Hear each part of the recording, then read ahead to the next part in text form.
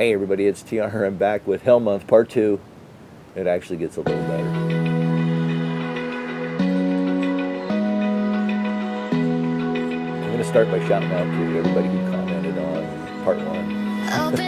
I love sharing your story, your hell stories of stuff going bad. Excuse me while I interrupt our normally scheduled programming for a special announcement. I was actually sitting here editing this video you're watching right now. And I got a shout out this morning from Dan and Jen Nevada from YouTube. They have an awesome channel. You need to go check it out. Dan's a character, I'll tell you what. And we've been going back and forth with each other on YouTube, poking fun at each other for probably at least a year that I can think of. And they have a Newmar, so that's probably our connection, and they're from the high desert, and so I think that probably makes us kinfolk, if you will. Anyway, and Jen, she's just cute as can be. She really kind of has to hold Dan back, I think, sometimes, so it makes me laugh. But thanks a lot, guys. I really do appreciate it. Thanks for reminding me, Dan, that it can always be worse. And I'll tell you what, it puts to perspective my Pindley month when you go watch this video. I guess it's probably going to be in that corner, isn't it? Where they were parked and they ended up coming back to their coach and finding a junkie in their bed. Anyway, thanks Dan and Jen. I really do appreciate it, and I hope to get together with you somewhere down the road and exchange stories. Back to our regularly scheduled programming. And apparently October was just a bad month because it seems like a lot of the people I follow on YouTube have had pretty rough months. You know, transmission failures and all kinds of stuff. So these things happen as you roll down the road. It's a piece of equipment, it's mechanical, and they break. So, you know, that's the nature of the beast. And honestly, you know, it wasn't the fact that the hose broke that caused me heartburn. It was the bad tow. I mean, I resolved myself to the fact that things are going to break on this thing. It's 14 years old. So you might remember from the last episode, I'm rolling down the road out of Camp Verde, got the power steering's all settled in, everything's all, seems like rosy. Looks like the storm is behind me. And I'm on my mind is the fact that the back of the RV is still oily and greasy, although the mechanic did do some work on it. I mean, it was still nasty. And as you roll down the interstate, you pick up all kinds of dirt and nasty off the road up on your rig. And so, you know, it was on my mind that I wanted to get it cleaned because I was headed for my winter quarters in Tucson. And I wanted to arrive clean, mainly because it's nice that the RV park I stay in, they let you wash your rig. And I do once or twice a year, depending upon how dusty it's been. But they let you wash your rig, and I really didn't want all that oil and grease laying on the ground at the back of my spot. I thought, well, I'll probably need to stop and get that cleaned up before I get to Tucson. Plus, I like to park with a full tank. It keeps condensation down in the tank, keeps your diesel a little fresher. I also put the cetane booster in.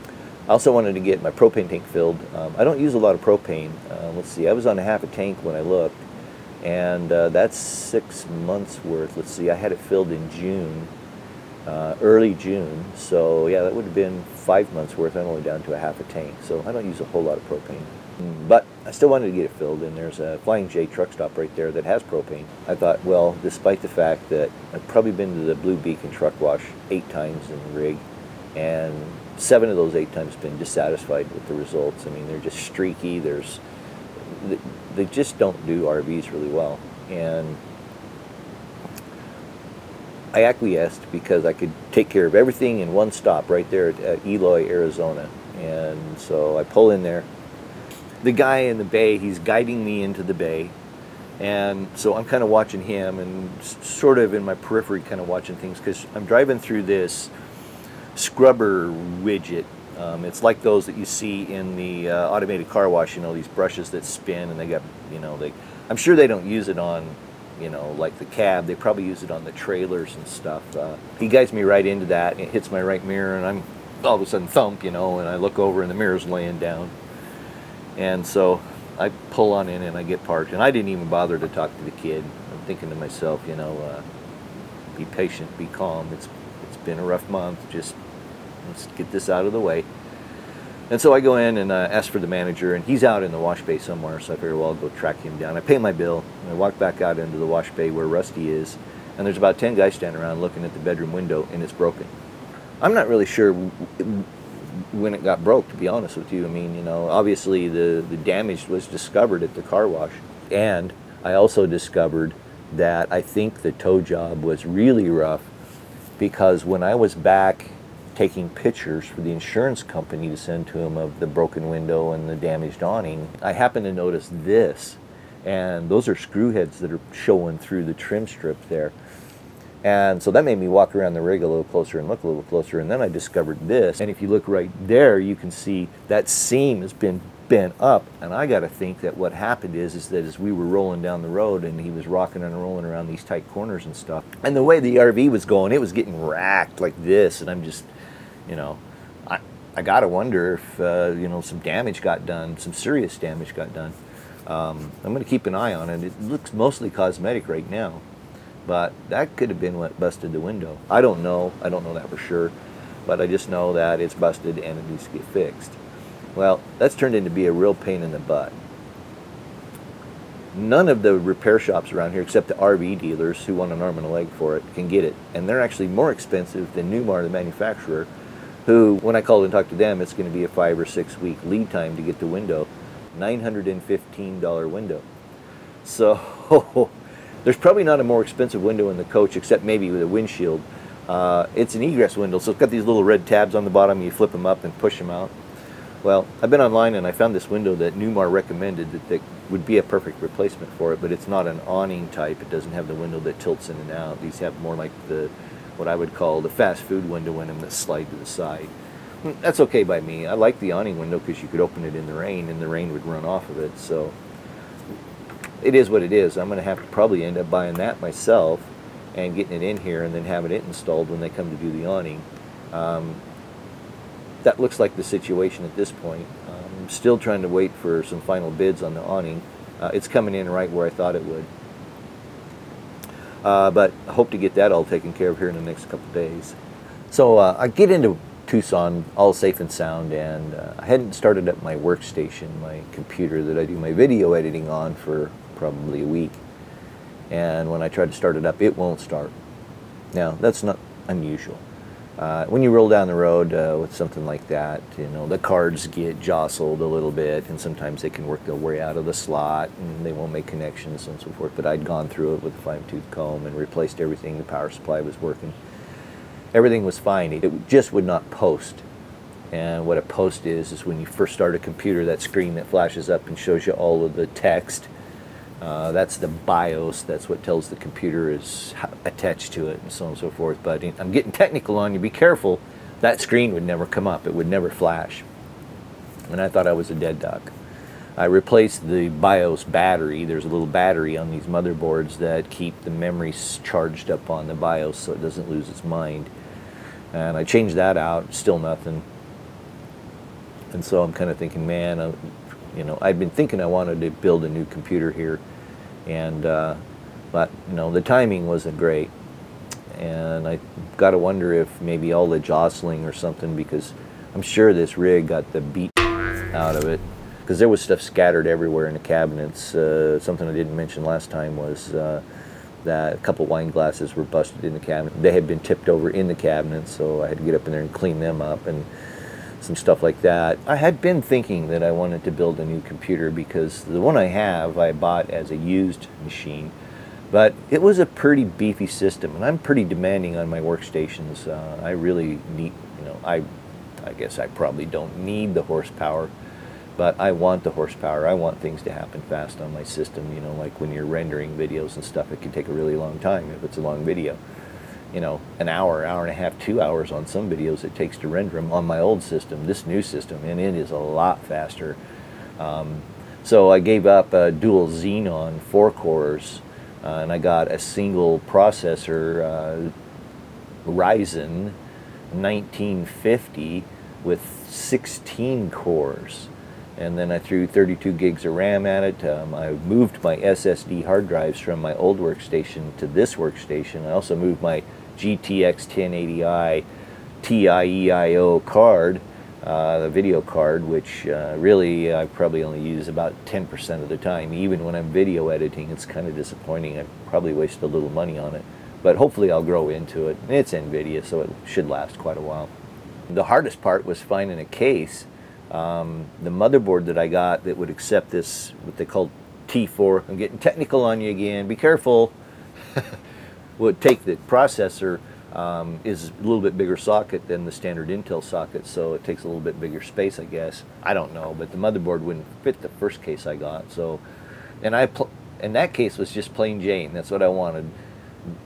My only alternative was to buy this LED'd up, this slick trick piece of crap case. It keeps the equipment cool, I'll say that. It's a gamer's case, and the gamers love all this whiz-bang, flashy LED crap.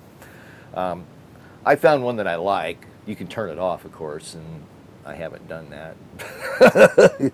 I just want to complain about it, okay? So anyway, I had to take the old computer, I had to take my old workstation apart, and I did that, and I was thinking about scrapping it, and I thought, well, maybe I better check the DVD player, make sure there's not a DVD in it, because I'm famous for leaving DVDs, you know, software DVDs and DVD drives and sending the computer away. When I powered it up, the fans spun up and down like they normally would, and I think, man, this thing's posting, so I hurried up and hooked a monitor to it, and it's just fine. I grabbed a couple old hard drives I had and threw in there. In fact, I stumbled onto one that had Windows 10 on it from an image that I'd made and replaced on another computer I had at the time, and so it's running right along. It's just fine. I'm actually going to get rid of that and go to Fedora. For you Linux fans, I haven't had a Fedora server for a while, but I'm going to build a Fedora file server that I can attach all my USB stuff to, and then I'm going to all my USB external storage to, I should say, and then I'm going to stash it back in the closet here. I've also done something else, and I've always participated in this SETI at Home project, which is the search for extraterrestrial life.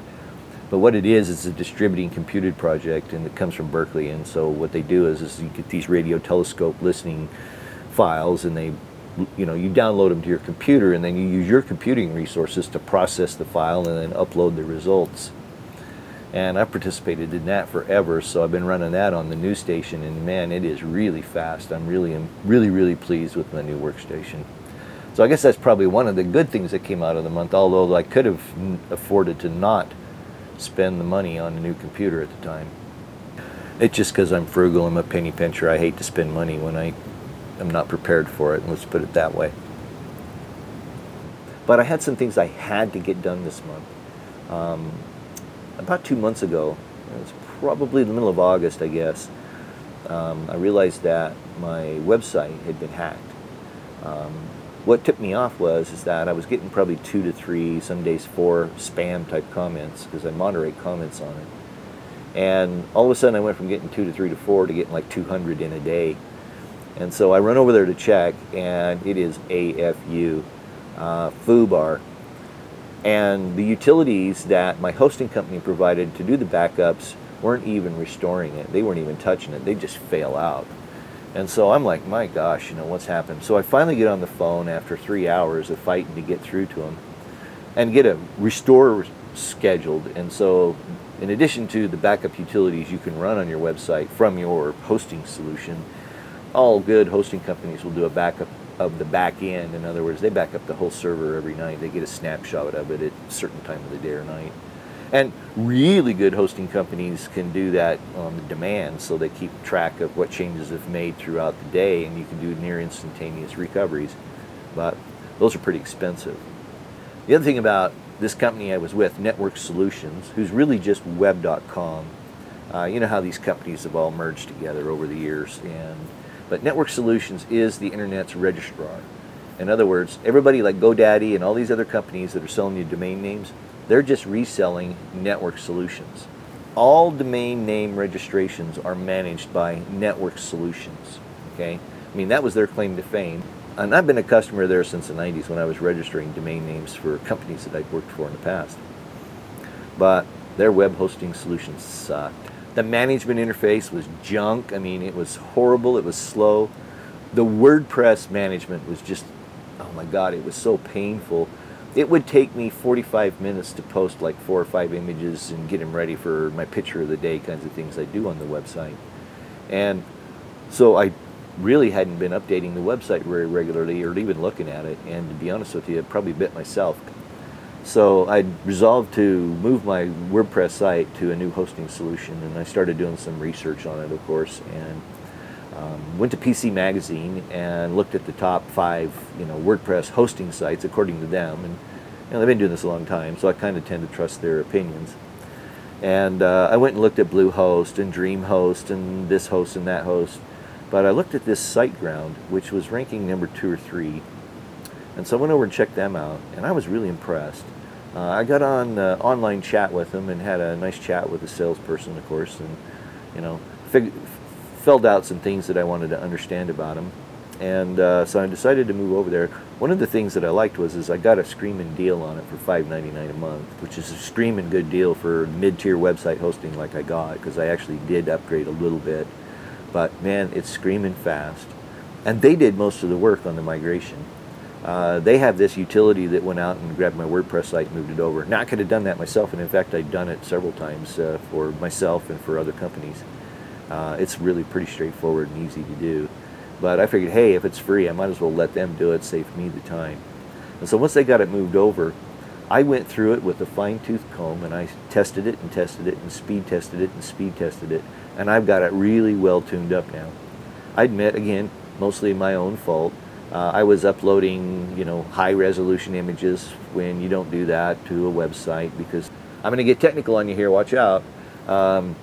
When you get an image from a web server that's too big, then your image browser has to scale it, which causes it to work, and it causes it to slow it down.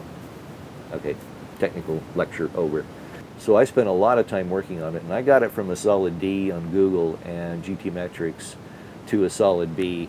And so I'm pretty happy with that. The page loads in 3 seconds. Love to have you go out and check it out. It's been reformatted. I got a new logo. Ta-da! I had Tiffany Everett from over at Rolling Vistas. They have a great YouTube channel that I started watching probably 6 or 7 or 8 months ago because I'm a build nerd. I love watching these schoolies be built, van builds, those sorts of things. Of course, I do all my own work as much as possible on Rusty here. So I'm kind of into that genre, and so I watch some of those. And then sometimes I follow them into their journey, to the journey after they get their build done, and I've done that with Rolling Vistas. Tiffany's a very talented graphic artist, and I'm putting a link to their page below in the description. If you want to follow them, do it. It's definitely worth it. They're really fun kids. So I'm going to be rebranding my channel over the next 6 weeks or so, probably up through the end of the year. But that'll be the end of the year. I'll be updating you as time goes on progress on that. But I'm really excited to be kind of refocusing my effort to the website, which I now have set up to be sort of the central hub of my social media. I can auto-post to Facebook and Instagram and those sorts of things from my website now. So enough website talk. Please do go out and check it out. It's completely revised and revamped and reformatted and restyled and retreaded and ready to go for you, and hope that you enjoy it. I did get a few things behind me that have been dogging me, and like I said earlier, it's been a couple of weeks since I recorded the first video, and the storm's blown over, I know a lot of people had a bad October, so, hopefully November's a better month for you and me. I thank you for watching. As always, I appreciate your comments. Thumbs up. Be sure and like and subscribe and all of those social things. Head over to my website, and you can check me out there, or you can also follow me at Instagram and Facebook. I do make daily posts there because it's all automated. It's all magic now, because I can work ahead 2 to 3 weeks at a time and not have to sit there and do it every day, because that's the drag part of me and social media, is having to do it every damn day. All right, I'm rambling. Goodbye. Thanks for watching. I do appreciate it. Until we get together again. Open eye, feel the waves come.